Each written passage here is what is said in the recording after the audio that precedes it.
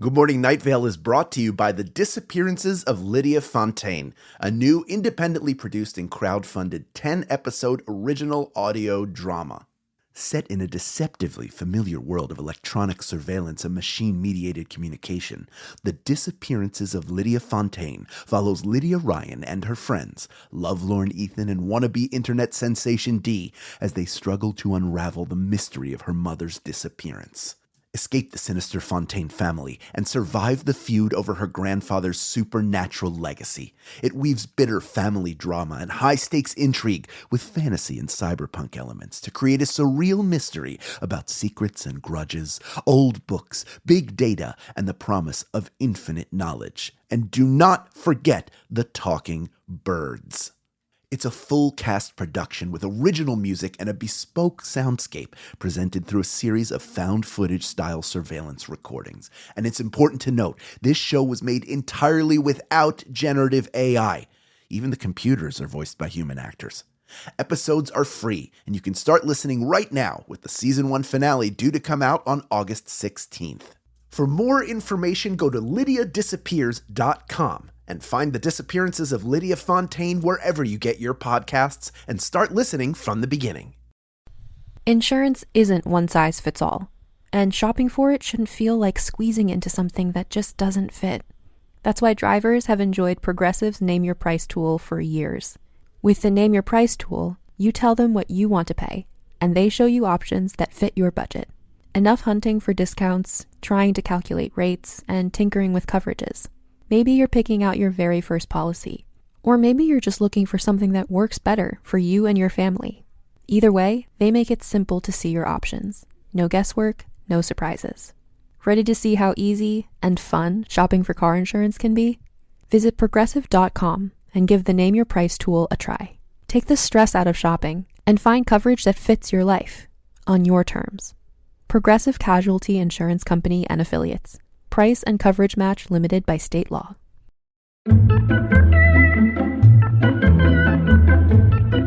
Today, as all days, as every day of your life, has been brought to you by Kellogg's. Are you worthy?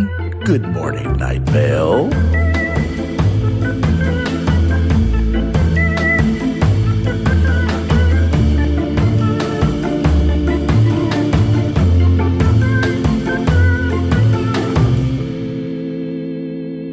Hey there, babes. It's your ex-Zennial tri-host, Symphony. What's up, honeys? It's me, Hal Lublin, other tri-host.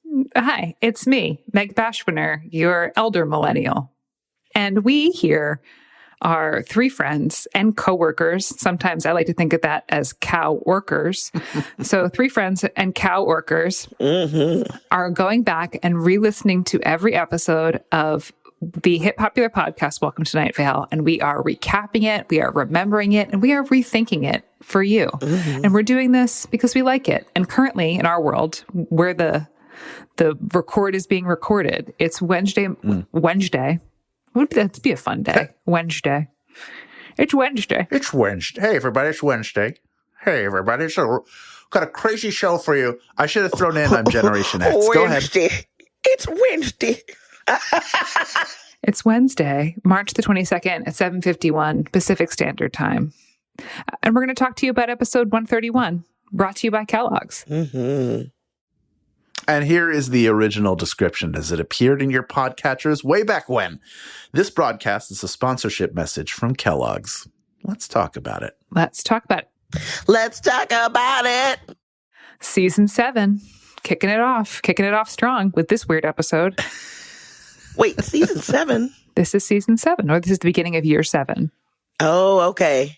That's how I was like always wondering, like, how do we call them seasons, or is it just like by year?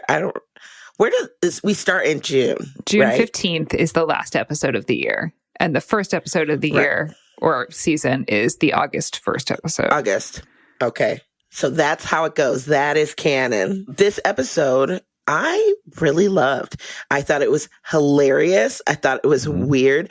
And it really gave a lot of room for Cecil to act his little hiney off, even though I was detecting a little bit of sickness in his vocals. Oh. I wrote down, Cecil's voice sounds rough. Yeah. But he made up for it with stellar acting, especially one of the last monologues, which we'll get to. But let's start at the beginning because it's a very good place to start. We've got budget problems, okay? And whose fault is that? Station management. Yes. They eat a lot of soil. What? Yeah. And imported soil. The fanciest. From Paris. It's expensive. Well, think about how heavy it is, too, to ship a box of dirt. A ton of dirt? 300 tons from Paris. Yeah. That's a lot. That's a lot of dirt. What do their shits look like?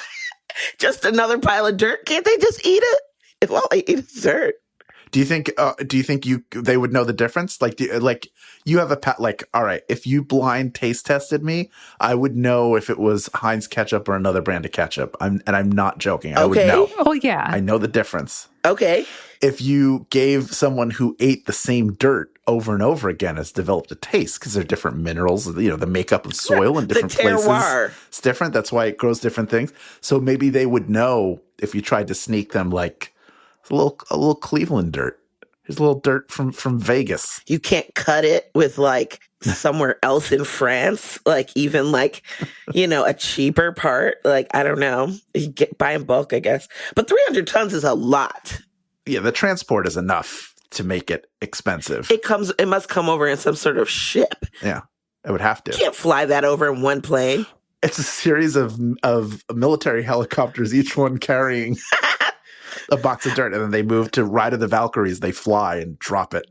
I was thinking it would be shipped over on one of those container ships that's stacked so many high, and there's probably only 4 people on that crew, but it's just a bunch of containers of it. Like the Ever Given, was it the Ever Given, the one that got stuck? That big container ship that got stuck in the Suez? Yeah, that got stuck in 2020. I don't know what it was called, but yeah, probably. Yeah. Something like that. They're as big as skyscrapers and stuff. Yeah. They're moving cities with 3 people on board. That's just the same as all the derailments because of the long trains. Those trains are 3 miles long, 2 miles long. And there's only 3 people, 2 people on the train, the conductor. And they want it just to be one. Girl, no. Do you want to know how many cubic feet a ton of dirt is? How much? 24.7. So it's just under. It's packed. So it's dense. So it's under 3 feet on each plane. So if you're doing the volume, the height, length, width. Okay. That multiplication. Even if it was 3 feet, it would be too much because 3 feet gets you to 27. So we're probably hovering close to 2.6, 2.7, something like that. So they're small. It's really just a question of how much weight something can carry because you could fit a lot. Right. With 3 by 3. That's, I don't know, my hand, this is not 3 feet, but it is some 3 by 3. You could carry something but 3 by 3, that's a ton of dirt. Yeah. Well, we need 300 of those. That's a ton, TONNE. A ton. Well, yeah, okay. Topsoil is 100 square feet. Okay. It's weird. It's hard to find. I haven't found much because. What did you Google? How much space does the dirt take up? I wrote, what is the volume of a ton of dirt? Because I wanted to figure out how big the containers needed to be. Are they those big shipping containers? I see. Is it a simple crate, like the stuff that they make the This End Up furniture out of? Is it those sides that they use, Yeah. Is it, how big is it? Is it an entire train car? Well, if it's 3 by 3, then you could probably fit a bunch of them, but you need 300. That's their meal for what, a month? No, it's 3 tons of soil a month. So it's not that much. Oh, 300. Why did I write 300? That's still a lot of dirt. They're actually pretty close to one another. A ton, TONNE is metric, so it's 1,000 kilograms. Okay. And then a ton by imperial is 1,015. So actually, that is correct. It would be 3 feet of topsoil. It would be just compact. Okay. Well, either way, it's a lot of dirt to eat. And doesn't the desert have a lot of dirt? Couldn't they just eat that dirt? Why are they so fancy? Anyways. They don't like that dirt. Because of their their impractical spending, we need to get sponsorship. And Kellogg's is the one. 1 month of soil for 3 years of advertisements, right? Mm-hmm. Talking about them for the next 3 years. Yeah. We got to hear about this for the next 3 seasons. But that's for 1 month of dirt, right? Isn't that the exchange? That is not a good exchange. But Kellogg's is, I mean, I know that they're like the big evil corporation and they're controlling everything and literally rewriting history, but you gotta love a Kellogg cereal, right? I mean, yeah. I guess I'd be honest with you. Besides like cornflakes, I could not tell you what companies make what cereal. I can tell you what cereal I like, but I don't know if it's all Kellogg's. How many do you know, Meg? Like Kellogg's off the top of your dome. There's the ones that are mentioned in this episode. Apple Jacks. Right? Yes. Cornflakes. Apple Jacks. Special K is Kellogg's. Special K cornflakes. Yep. Cornflakes. Yeah, I don't know. Raisin Bran. Okay. Rice Krispies. Oh, right. Rice Krispies. Corn Pops. I mean, they mentioned Frosted Mini Wheats. Uh-huh. But obviously, Frosted Mini Wheats. Crave. I love Frosted. Remember Crave with the chocolate side? Mucilix. Uh-huh. Okay. Also then, All Brand Special K, which they mentioned. Mm-hmm. I don't know why I thought Mucilix was Swedish people. It's Mucilix is no, like, that's Muesli. Yeah, Muesli. And then I mix up Mucilix with Weetabix, which is like what you eat when you're in Australia and New Zealand. I think maybe Weetabix is in Europe as well. I'm not sure. Yes. So yeah, okay, this makes sense to me now. So Kellogg's are all the ones that are like vaguely, quote, healthy. Yeah. Well, that's because that guy who started Kellogg's was a guy who didn't want people to masturbate and have sex. Yes. Let's get into it. That's right. Let's get into it. There's some disturbing stuff that I'd like to share with the group regarding the masturbation, as well as, I hate to say it, but an alternative enema practice. Mm-hmm. Oh. All roads lead to the pooper. No! I really hate to say it, but I feel like it was handed to me. So yeah, this guy, John Harvey Kellogg, right? Him and his brother worked at a sanatorium in Battle Creek, Michigan, and they were very into this healthy living. It's a vegetarian diet. And John Harvey Kellogg was a very interesting person in that he thought that like sex was bad and made you horrible. So like his marriage was never consummated. Him and his wife slept in separate beds. They adopted all their children. Like he just refused to do it. And I kind of found just like, guy, you're asexual. Just like, I guess there wasn't a word for it then. Right. No. Yeah. So he came to believe that sex was, and including masturbation, was detrimental to physical, emotional, and spiritual well-being. And as a result, he felt like anything that could like lead you to getting sexually aroused, like eating meat or like food that tasted good.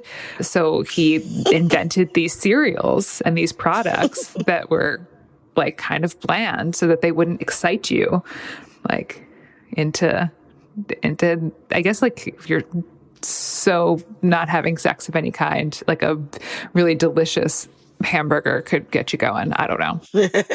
Anyway, so this was one of the things he created. There was also like a sort of a battle between him and his brother for the rights to the cereal because he didn't want to sell it to anyone. And his brother was like, let's sell it to the world. Yeah. His brother created Post, right? Is that right? Not that I can tell. I think that his brother won the battle for the cereal and got to get it out in the world. Oh, okay. However, he also... Oh, no, CW Post. Duh. Yeah. Sorry, go ahead. So another one of Kellogg's health innovations was developed to clean out one's guts of impure materials. This is a thing he invented. It was an enema machine that ran water through the bowel. Damn it. And then followed it with a pint of yogurt. Half of that yogurt was delivered through the mouth and the other half was delivered through the anus. Mm-hmm. Stop. Yeah. You're okay. I wish I was. I knew all that other stuff. I had not heard this part. And that is the most, you put yogurt up your pussy.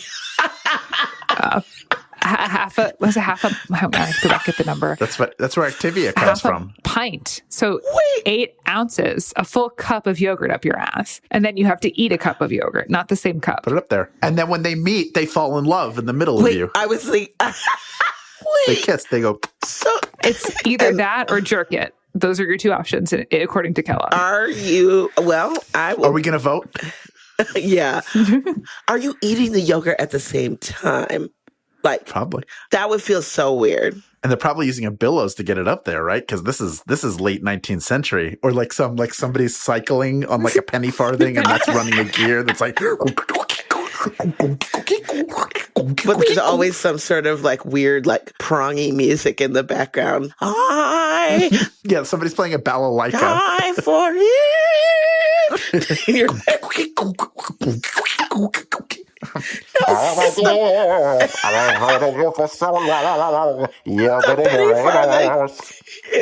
the penny farthing is just like powering the whole thing. So you just like this is terrifying. And you know who's pedaling it?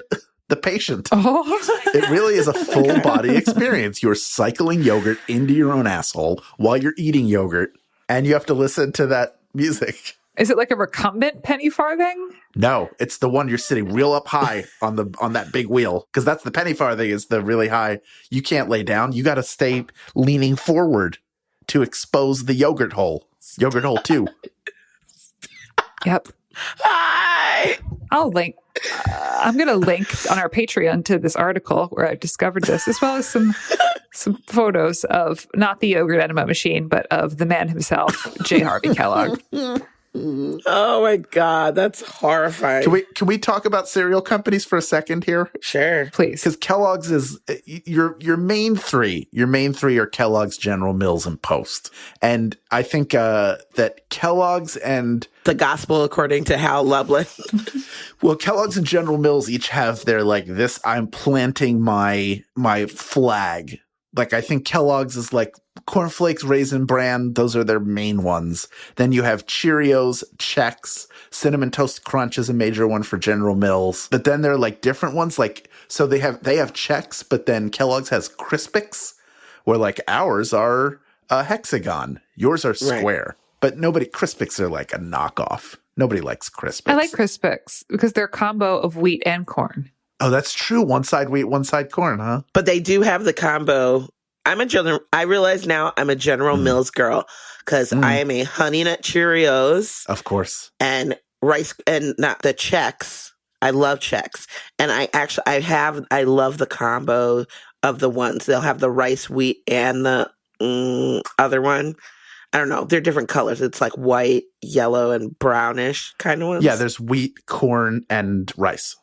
Those are your three main types you'll have. Chex. Yeah, Chex. And they'll mix.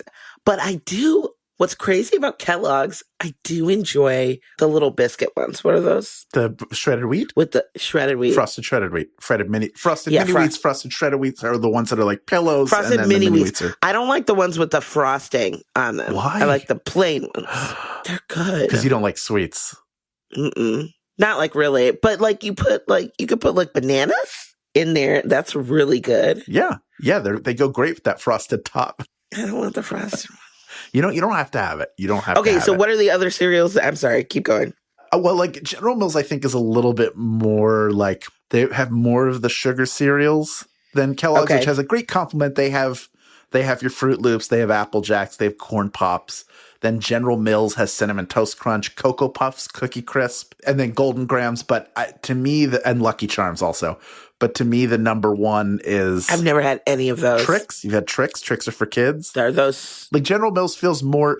Like Kellogg's is more like, here's healthy stuff. Yeah. And here's some sugar stuff too. I mean, Tony the Tiger, Frosted Flakes. Okay, I've had those. Probably the greatest food mascot that exists. It's great. They're great. General Mills feels more like cereals for kids, and there's also some adult stuff in there. But then you have Post, which makes Fruity Pebbles, which is my number one. Okay. And I forgot Quaker. We always have one Quaker. We have a Quaker, we have a General Mills, and we have a Kellogg's in our house. We have Raisin Bran, Cinnamon Life, which is Quaker, and Honey Nut Cheerios. Those are in our house at all times. I like regular Cheerios, but I also like the peanut butter ones. Are very good. Oh, yeah. Peanut butter ones are very good. I've started to get those. Fancy. That's me being like, ooh, I got a sugar cereal. It's peanut butter. I feel like I've already talked about this a billion times that we weren't really allowed to have sugar cereal in the house, or I wasn't allowed to have it. I didn't have siblings. I'm pretending like anybody else. So every once in a while we'd get some and it was a big deal. And then the 3POs came out, the C3POs cereal, which was released by Kellogg in like 1984. And that was like I think it was like a semi-sweet cereal, like not explicitly sugar, but also not healthy. Mm-hmm. And that was a big deal to have. And I remember every time I ate it, it never tasted as good as I thought it would, but I was excited because it was Star Wars. What about you, Meg? What's your cereal? Yeah. I don't really eat a lot of cereal, but I do, in fact, love cereal. So there's that. There's that situation. We weren't really allowed the sugar cereals growing up. Over the summer, we were like, my sister and I got to alternate weeks of picking a box of sugar cereal. That was always fun. I really liked the Rice Krispie Treats cereal. Mm-hmm. It was like a good one. I really also liked Berry Berry Kicks. That was something I liked. In my house now, Joseph's a cereal guy. He wrote this episode. So yeah, he's a cereal guy. He really loves Wheat Chex. However, we're mostly a Trader Joe's family. We're day traders. So we have the strawberry yogurt O's. Mm-hmm. So we have the maple frosted shredded wheats we have in our home. We have the strawberry yogurt O's. We have the JoJo's, which are just the Trader Joe's brand of Cheerios. Mm-hmm. And that's currently what we're working with. Yeah. I thought the JoJo's were the cookies. Oh. And the Trader O's were the Cheerios. Trader O's. I'm sorry. Yes, you're right. Because the Honey Nut Trader, their Frosted Flakes are very good too. Like listen, there's no shame in Malto Meal, which is I love those commercials they had where you would squat walk. It was a bunch of people squat walking in the supermarket because they were always at the bottom in those big feed bags and like sacks of I don't know. Oh, right. Horse food, like whatever's those giant feed bags. Yes. No, I think they're the generic brand for a more sustainable. You don't want to you're not giving in to capitalism and consumerism. Like with your that money C3POs. Away. Like that money goes to charity that you're spending. You're just spending less. We like it because it costs less and it's the same thing. What if that's all that you could afford? How? It's totally fine. In college, I had no money to spend on food, and I would buy cereal. I would buy cereal, but when I would go to the Price Chopper in Syracuse, New York, which is the more budget of the supermarkets, and I would get, instead of Fruity Pebbles, I would get Confruity Crisps, which is the exact same thing, just in a different box. See? It was great. I have no problem with it, but I'm just like, there's no sustainable on their end. It's sustainable for a person because the cereal prices are insane. Are high. They're insane. It's a lot of money. And specialty cereal. Oh, when there's like a specialty cereal that comes out, I have to get it, and I don't even open the box. Are you saving it, trying to make it mint condish? It's like a collector's. Do you actually collect them? I have 2 boxes of cereal that I've never opened. One is the Spider-Man cereal from when the first Spider-Man movie came out in 2002. Okay. I was working at Sony. It's a prototype box that they sent over to the studio. So it's just the front of it twice. It doesn't have it's not like a normal box. So it's like a proof box. Oh. Is there cereal in it? There is cereal in it. It is a complete box. It was given to me. I was friends with the assistant for like the head of home video, and he got one and didn't want it. So she gave it to me because she knew I was a fan. And then the other of both cereal and Spider-Man. Then the other thing is last year I think it was the 50th anniversary of the Monster cereals, or 2021 was. So they put out, every year around Halloween, you have your Frankenberry, you have your Boo Berry, you have Count Chocula. And then there's also Fruit Brute and Yummy Mummy, which you don't see as much. But they put out a cereal that's all 5 of them mixed together. Oh. And I bought 2 boxes of that, one to try and one to never open. And I only have the one that I never opened. Well. And it was a mess. Under what circumstances would you crack those open? At this point, I think it's just stale cereal. I don't know what the point would be. I've played myself. Congratulations. I always think of that stuff being like, it's like once it's in the bag, if it hasn't been opened, it's good forever. It's not, but in my mind. Anyways, so these Kellogg's people are trying to get friggin' John Peters, the farmer, his imaginary corn, because trying to corner the corn market, obviously. They're trying to and he's promised to Flakios. So then here comes this spitting person. Keeps being like through tight lips, like squinting their eyes, looking into the sun, spits on the ground. And I know it's from like, I don't know what that reference is, but they're always like, you don't have to worry about Flakios anymore, I always think of it as like the person who comes in with like it's like a suit, no tie, shirt open, cowboy hat, mirrored sunglasses. Yeah. And they're just doing I almost just spit on myself trying to do an example of it. But like the heavy in a movie. Yeah. Who's like the enforcer just is like it's just like a tough guy thing that they have the ability to spit through their lips. Well, every time they come on, I'm like, oh, here we go again with the spitting. It's gross. They came for Leopold Tuesdale. I know. What did he do to you besides make his delicious Flakios? Mm-hmm. Nothing. So it plays out throughout the whole thing. They go into his dang office, they hop out at him, and then they take him away and they shut down the company because Kellogg's is all consuming. It seems like to me. That's what happens. Yeah. It's the big corporations that come in and sweep out the little folks.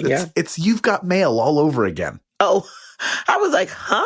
And I was like, oh yeah, that is the premise. And You've Got Mail. He runs the big. And she's the small. He runs a big bookstore, and she runs a small bookstore. Right, and she's like fighting him. It's like one step away from like one of those Hallmark movies where it's like, I do business in the city, and I'm gonna go home to my town and fall in love with a tinkerer. Yeah. It's like enemies to lovers. That's the trope or whatever. You have to go to this town for you always show the Hallmark movies always shows up in the town, and like the Christmas market is about to happen, or the Christmas festival, and they wind up, well, I guess I'll help out. Like, oh, I didn't know you knew how to string lights on a tree. There's a lot you don't know about me. Maybe you shouldn't have assumed. That could be either character. Yeah, absolutely.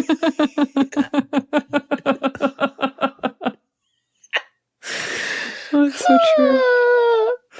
And I watched one that was recent, where there was like a Jewish character. Uh-oh. And the Jewish character, it wasn't like, hey, get that guy with the horns and hooves over here. Maybe he can tell us about his torch holiday that's around the same time where they light things on fire. No, but he was like, all of these movies, in case you don't know, are filmed in Canada. And there's generally, they bring, I think, 1 or 2 leads come from America, and everybody else is local Canadian actors, which is why when you watch it, there's a lot of people like, I don't know about this new person who's in town.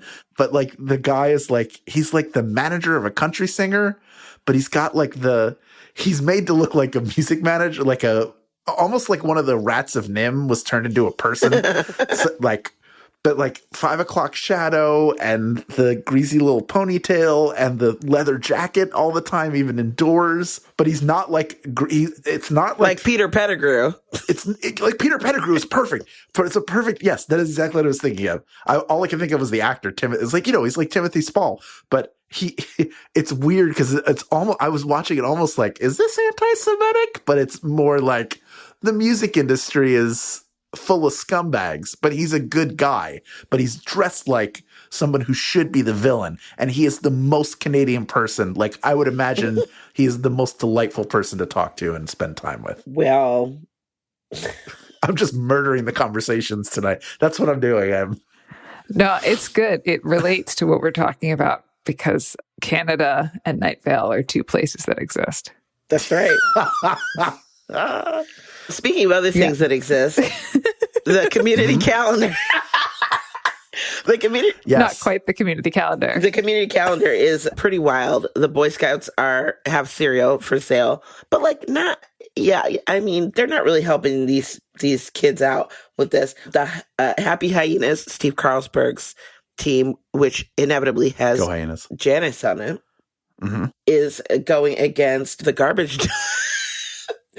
The way he said garbage dump team, I screamed. I was laughing so hard. I actually went back and listened to it 3 times. Garbage dump team. I was like, yes. And then my favorite character, Sarah Salton, has a meditation class. And I think she would be an excellent meditation teacher because she is a fist-sized river rock. She's the most zen. Put her in the middle of a babbling brook, girl. I'd be like, really nice. But anyways, and then I started writing again about why is that girl spitting? Why is that person spitting? Oh, someone was asking, and then we came out like this section, is the cereal watching me? And the answer is yes. We think. I think. Oh, the thing, Cecil eats something. I remember when he was recording this, I think he's eating corn chips, like tortilla chips. You think it's him that did it? You think he did it live? Okay. I do think it's him. We'll address this later. Oh. I feel like all sound effects are Joseph eating. We'll address Joseph this later. Eating cereal. Oh, wait.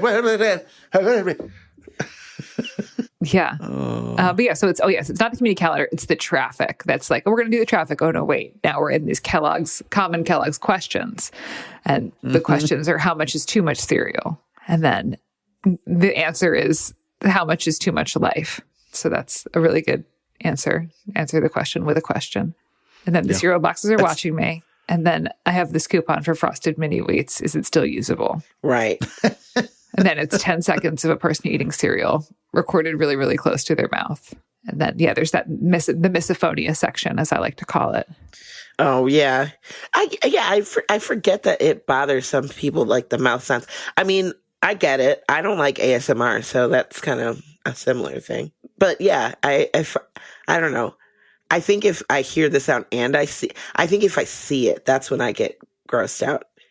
Watching people eat, if you're not eating, is pretty gross. Do you like whispering ASMR? Or is it just all ASMR? Because a lot of ASMR people think it's like the nails and then the brush through the hair, which it is. That's part of it. There's some of that stuff. Like, I definitely don't like that. But I also don't like when people talk. Oh. And then you hear their mouth sounds. It freaks me out. I listened to a British lady. It's called A Library of Whispers ASMR. Some people like it. I'm here for it. When I'm going to sleep. But it's her like reading the entirety of Fellowship of the Ring. Like she's reading. So I know it's like 9 hours long. My phone's on a charger. It's not a big deal. If the headset runs out, I'm asleep. But I lay down and I just hear like, Bilbo Baggins was in the Shire. And then I'm out. I'm done. Would never know what happened in that story if I wasn't already aware. But, to prepare for childbirth, I did a hypnosis course. Oh yeah, where I had to listen to these like hypnosis tracks, and I would listen to them before bed, and I would just like instantly fall asleep. So they were also pretty relaxing. It was a good time. Do you still listen to them or no? I should because they would like really help me sleep. Yeah.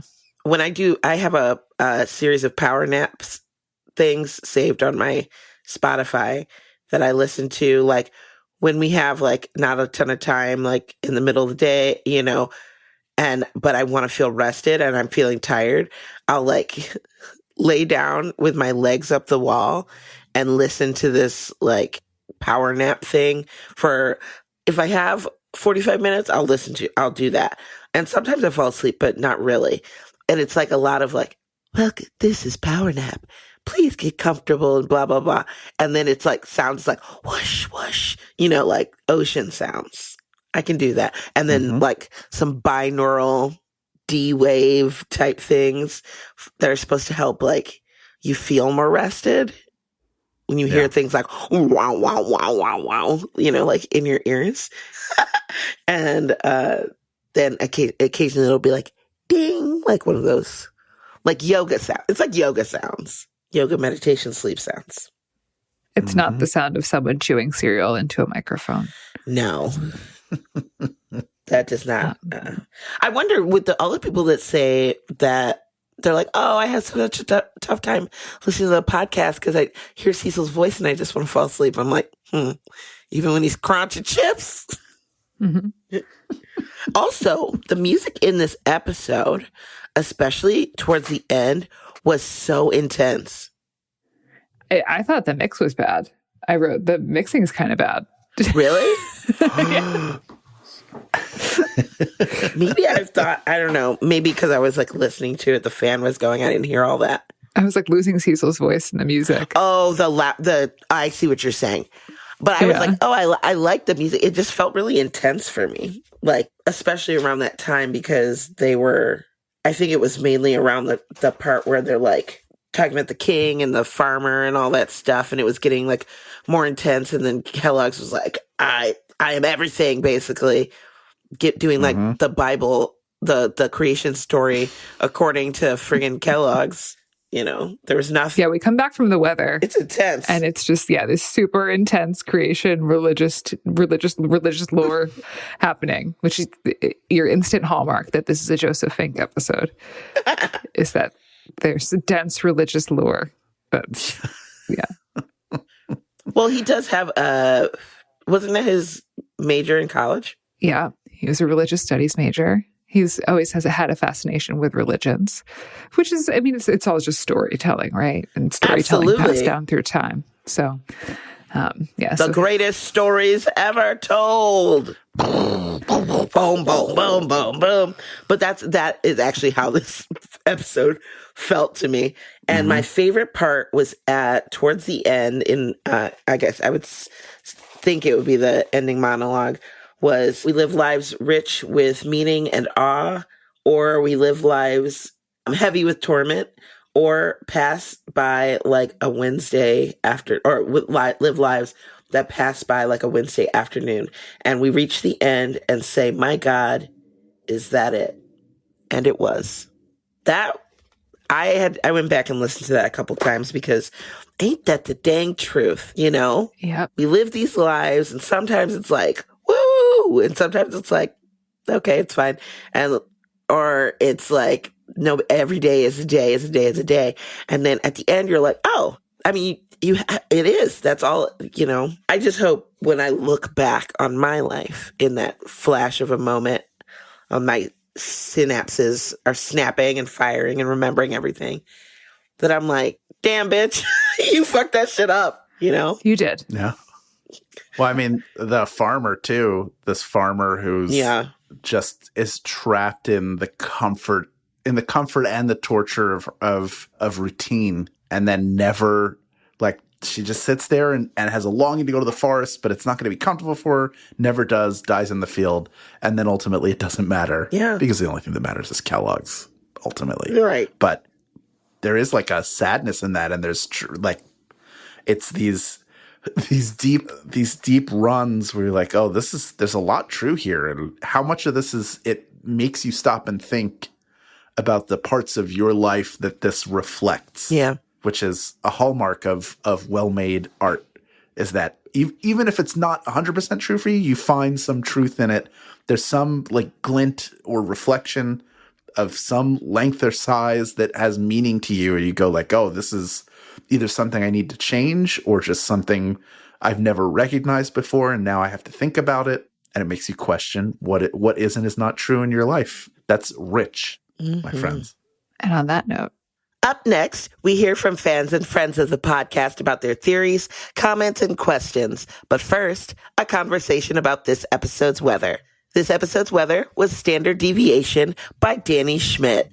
I really enjoy this song, and after spending another week and a half on the road with Danny, I heard this song quite a bit every night. And I grew to enjoy it even more because I think the first couple times I had heard it, you know, it would be, you know, it's like muffled. If you're backstage, it's like, and there's no monitors, you don't really hear all the nuances of the words of a song. But when you hear it like close up and mastered and all that stuff, you get the deeper meaning. But I kept referring to it as the lesbian math song. It's the lesbian math song.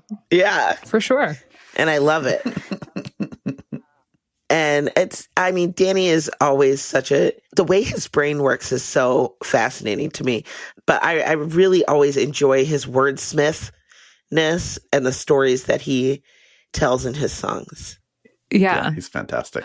And I know what you mean with the hearing it, because we heard it a bunch. He toured this song with us for a bit, and then So I know, but when you hear it all close up, also the words fit so perfectly in this song that they sometimes almost pass you by because it's very wordy and they're also efficiently in there and placed and stacked. They fit so perfectly and tightly that that you kind of almost need to like look at it with the lyrics to break it apart and see it. And luckily on Danny's website, he has the lyrics to a lot of his songs, if not all of his songs. So if you ever want to go and read along while you listen, it's really because he's a gorgeous writer, an incredible poet, and has such a beautiful use of language as well as sounding cool. So you can check out on his website. You can check out all the lyrics, especially the lyrics to this song. If you want to follow along, it's very cute little lesbian sex math scene.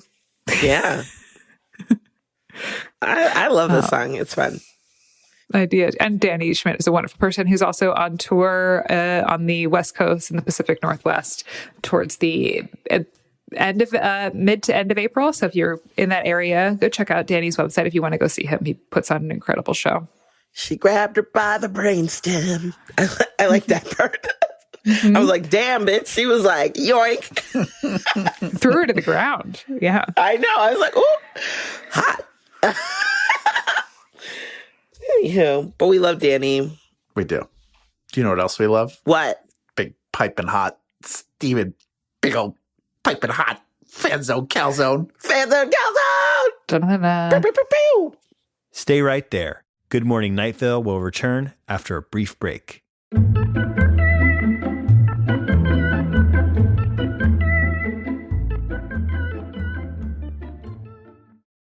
Lately, I've been all over the place. Between touring, dog sitting, and traveling, my routine has become non-existent. Now that my travel schedule has slowed down, I need to get back to eating real food and not just grabbing what I can when I can. And Factor is making that easier for me. Factor meals are ready in 2 minutes and require little to no prep and no cleanup. So even on the days when my schedule is completely out of whack, eating well is still achievable. Like today, I had 3 meetings and a client. By the time I was done, I was hungry and I just needed to eat. So I grabbed the Beurre Blanc filet mignon with Parmesan risotto and it was delicious. I was amazed at how tender it was and how flavorful the risotto was and saved me from having to pick something up quick. And in 2 minutes, I had something healthy, fresh, and delicious. So if you like fast, easy, and delicious meals, I think you would like Factor meals too. Let's eat real.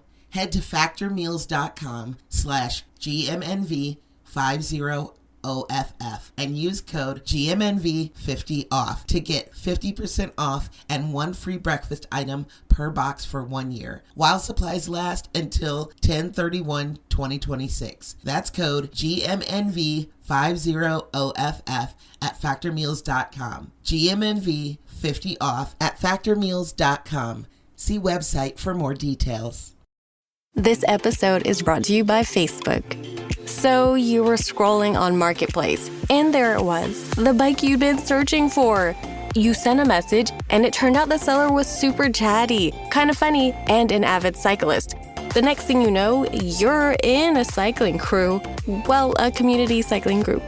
The thing about Facebook, you might find more than what you're looking for. From a browse to a bike ride, this summer find more on Facebook. Allow me to take the first piece. This is from Liz. Liz writes, "Hi, folks. This one's a long one. Sorry.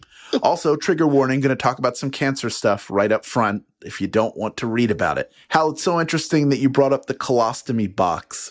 I have a friend or two from my AYA cancer support group with a bag, and your timing is perfect. My friend has the bag because she's a survivor of colorectal cancer, or as we like to call it, ass cancer. And March just so happens to be Colorectal Cancer Awareness Month. Yeah, I know everything has a month/day/year/etc. Normalizing stoma bags is super important, so I'm glad you were curious. It can't hurt to ask if they'd be willing to talk about their experience. The worst thing they can say is no. If you will all forgive the soapbox moment, ass cancer is on the rise in young folks, so it's really important to be talking about it. Obviously, the person you ran into could have had their box for literally anything else, but I owe it to my friend to preach a little about the importance of regular colonoscopies starting at 45 or sooner if you have a family history, which gives you a much higher risk. On to lighter things. Thank you guys so much for this podcast and also for your parts in Welcome to Night Vale. I started listening almost right at the start while I was in college, which was a brutal period in my life. Night Vale was such a bright spot when I was struggling just to make it through each day, and came through again when I had my cancer fun times during the big panini. Meg, I love your fantastic accent and delivery with Deb. Symphony, you have such a fantastic laugh. Hal, I love everything there is to love about Steve Carlsberg, so thank you so much for bringing him to life. I hope you all have a great rest of your day / week / month / year of our flying spaghetti monster, etc., etc., etc. Thanks, Liz in Cleveland. Well, Liz, I can't think of... I mean, there's never a good time to deal with it, but at the beginning of the panini is certainly a tough time, and I know... from experience with that, what it's like to deal with that situation during that time. I did get a colonoscopy at age 45, like I was supposed to. And I encourage everybody to do it. The prep sucks, but it is the best 20 minutes of sleep you will get for an age. And it's important to detect those things and stay on top. If something doesn't feel right, go get it checked out. Like the best thing that could happen is you go, oh, I everything was fine and I had to take some time to do it. But it's early detection and monitoring and taking care of that stuff is really important. Next up in the Calzone, we have Lee. Lee writes, "Hi, Symphony, Hal, and Meg. My name is Lee, they, them. And I started listening to Welcome to Night Vale like 4 months ago. And Good Morning Night Vale 1 month ago. Wow, Lee, welcome. You are literally a new listener, and that's so exciting. Well, I hope you're having a good time. That sounds like a lot of content to barrel down, but I'm here for you." Back to Lee's letter. "But I am catching up slowly, and both are probably at my top 10 of podcasts as of now. Woohoo! Anyways, I just listened to the episode brought to you by Kellogg's and genuinely expected the Kellogg's jingle to be the weather. I get that would probably be a problem, copyright-wise, and I don't know if they actually have a jingle or if they even make ads in real life. I guess a company whose biggest competitor is the grocery store's own cereal doesn't really need much marketing. Maybe this is the case everywhere, but I think I've heard of Flaky-O's, or however that's spelled, somewhere. Or is that a made-up Night Vale thing? Also, is Big Rico's Pizza real? And it wouldn't surprise me if Tourniquet was a popular fine dining chain in the U.S. It's a very weird name, but a gun aisle in a grocery store is arguably a lot weirder. And so is a fast food restaurant dedicated to pancakes. The gun thing is weirder, though. Okay. I thought the Ralphs was made up until I listened to the episode where you guys explicitly stated it was real. Fun fact, I thought Oreos didn't exist until around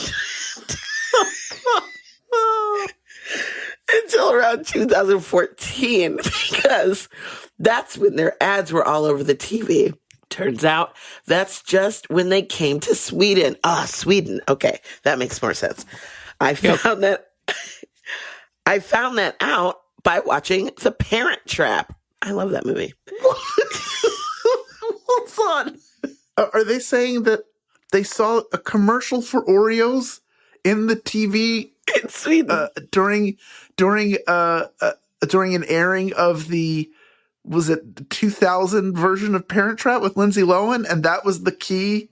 The film came in 2014? I think that they just didn't think that Oreos were a thing until they just kind of thought they were a recent thing. And then they were watching The Parent Trap and saw that they were eating Oreos in The Parent Trap. And they were like, oh, okay, this wasn't a recent thing. Okay. Yeah. But they said, I thought Oreos didn't exist. This is a mystery. I need the anonymous poop lady to write it and explain what's happening here to me. APL, I'm throwing up the signal, which instead of a bat symbol is just a stream of water into the sky. Please. No, but I get what they're saying, because some of the things that are referred to in Night Vale, I see what they're saying. Yeah. Some of the things in Night Vale that we refer to are real and some of them are not. Ralph's is real. I didn't know Ralph's was real until I went to California. So yeah. I'm imagining someone who's never been to the U.S. is like, oh, is this what it's like? Like, is this what is actually there? Hold on. Let's. Should we take these one by one, or should we keep going? There's still more. There's still more questions. There's more. I'm sorry. That blew my mind. Let's get through the whole thing, and then let's go back and answer the questions. I apologize. Sorry. Here we go, Lee. Also, are ceiling fans real? Both in Night Vale and in real life, especially in real life. Like, where do you put your lamp if you have a fan in the ceiling? Having both in a small room sounds like a safety hazard. I don't think that includes the option, though, to be honest. I mean, no gun control is also a safety hazard. Sure is. Anyways, I really love that episode, especially the Strexcorp parallels, and how Cecil gets less and less happy about that as it goes on. Also, love that station management is very particular about the food they eat. Of course, the dirt has to be from Paris. American dirt is clearly not good enough. I hope I'll be able to see a live show soon, Lee. Wow, Lee, you got me giggling over here. Okay, so number one. Flakios, not real, or only real in Night Vale. Yeah. No, they are not real. Rico's Big Pizza. Big Rico's Pizza, not real. Big Rico's Pizza, yes. It is not real. Tourniquet. Not real. A fast food restaurant that only does pancakes, not real. IHOP is close. Wait, I was like, are they thinking of fast casual, right, or diner? Yeah. Like if you're thinking of IHOP, you sit down in there. You could take it away, but usually people sit down in there. But a gun aisle in a grocery store? It's real in America. I'm sure somewhere. Yeah. Not in my grocery store. Trader Joe's. Not in the. But at Walmart, Walmart has a gun aisle, and there's also a grocery store in a lot of regions. So, yeah. Oh, yeah, in some of them. But like some Walmarts don't have groceries. But they all have guns. As well. Yeah. Do you know what I mean? Yeah. Also, the thing I think it would help you out a little bit is a lot of things are really big over here. So when you said the thing about ceiling fans, yes, ceiling fans are real. And they are real. I love a ceiling fan. It helps us keep our homes cool and some of our costs low so that we don't have to turn up the air conditioner all crazy. But the ceiling fans, a lot of them already have a light in the ceiling fan. So you don't. Yeah. And then you'll have other lamps around the room. But if your room is big, like a lot of our rooms are big, I would say bigger than the average Swedish home. I've been in a few Swedish places and they're like, it's like efficiently sized, but American stuff is a little big. No? I think it's also average temperatures. I had to go look this up. I found the Ask Europe subreddit where people in America or other countries will ask people in Europe a question. And somebody asked, why don't you guys have ceiling fans? And this is the answer from somebody in Austria. I'd like to add my personal opinion as an anecdote. We never had them at home, but I have recent experience with them in a school setting while being in the tropics, mind you. And I have to say, I hated them. They produce way too much wind. Afterwards, I would always have a hurting neck/shoulders because of the 2 hours I was forced to spend under them. I actively looked for spots in non-air-fanned corners for that reason. Would not recommend. Also, they make working with paper horrible. It doesn't have to be turned up that high. They hate ceiling fans. That one part, I don't know what, unless like they're lowering it into your neck as you're working. I don't know maybe they were slumped over the papers to protect them from the wind. There is a different, there's a cultural, belief about wind and, and you getting cold and that making you sick or hurting you. I don't know. I like a nice breeze. I constantly have a ceiling fan on. I love them. Yeah. I think they're awesome. Love a ceiling fan. But yes, ceiling fans are real. This is a great, I'm laughing because I think it's so fun. I've never, this is so exciting to me that someone's never heard of this stuff. And it's so great. But yeah, thanks, Lee. Thank you, Lee. Thanks, Lee. There's so many different experiences to being human in these times. It's great to hear a little bit about yours. All right. So we have Nick, who writes to us, Dear Meg, Hal, and Symphony, all caps, who ate the cereal? I would appreciate a response as soon as humanly possible, but I understand if you must wait until episode 131 to address this question. I'll note that this episode was sent to us in August of 2018.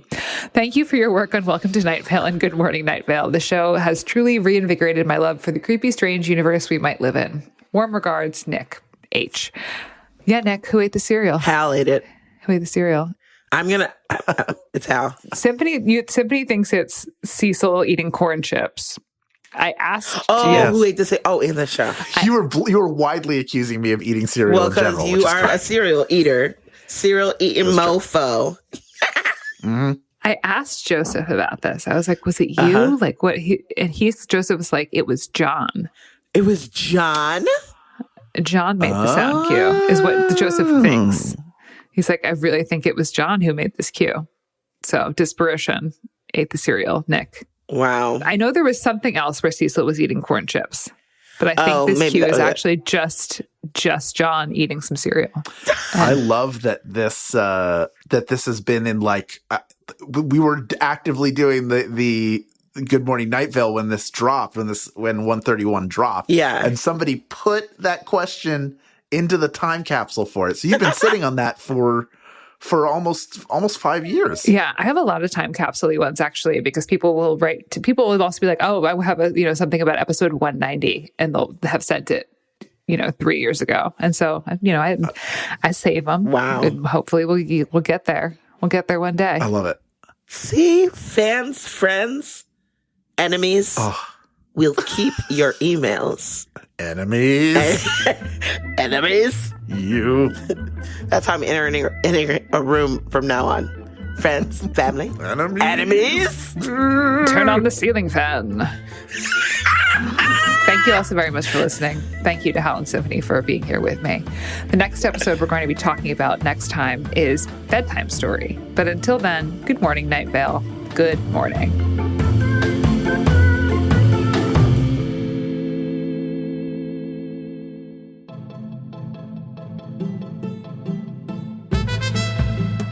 Good Morning Night Vale is a Night Vale Presents production. It is hosted by Symphony Sanders, Meg Bashwiner, and Hal Lublin. It is edited by Felicia Dominguez and mixed by Vincent Cacchione.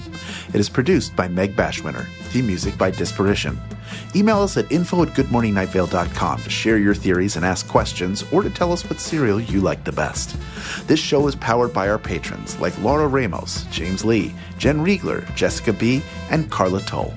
If you're interested in supporting the show in exchange for lots of fun, exclusive, insider, hyper-cool kid content, check us out at patreon.com/goodmorningnightVale. For more info on this show, go to goodmorningnightVale.com and follow us on Facebook and on Twitter at Night Vale Chat. Special thanks to Joella Knapp, Jeffrey Craner, and Joseph Fink. Calzone ingredient of the week is Kellogg's Special K Fruit and Yogurt Cereal.